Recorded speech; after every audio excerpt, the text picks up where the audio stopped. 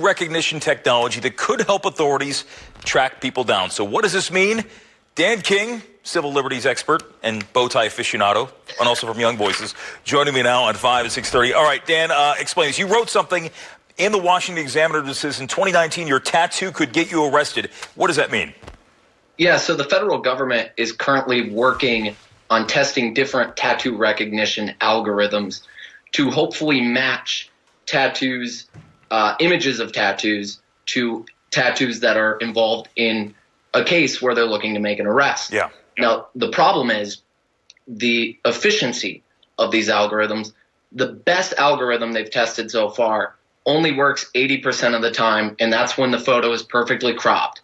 That drops about 10 percentage points if the photo isn't cropped, and is even worse for people of color because they rely on the contrast between paler skin in the tattooing. So who is pioneering this technology? Because we hear about tattoos a lot. We have reported when it comes to missing persons cases, maybe a body found somewhere, and yes, in instances of crime where we talk about tattoos. But where are they developing this, and where are they getting the information to put in this database in the first place? Right. So the FBI has actually been sponsoring this for the last 4 years or so, with the hope that one day they can use it themselves.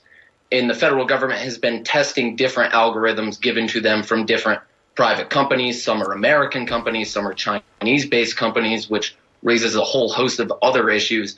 But going back to the point you made about missing person issues, you don't even need the database in those cases, because more than likely the family or the friends of that missing person are going to bring law enforcement photos of that person. You're going to see the tattoos there, and law enforcement can use their judgment to see if they find a body, if that might be the person.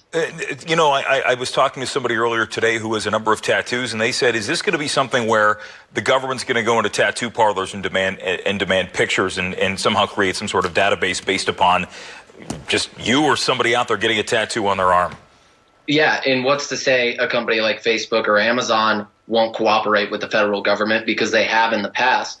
The Department of Homeland Security is working on a database that will include facial recognition, tattoo recognition, DNA, and a whole host of other details on 500 million people. By no means are all of those people suspected criminals. Look, you know, this is a fascinating topic. I know we could talk about this for a while. I'm going to tweet out a link to your article. But again, Dan King, Young Voices, and the pieces in the Washington Examiner. Always good to see you, and I'll see you on the Final Five at some point in the near future. Thanks, Dan. Good to see you, Jim.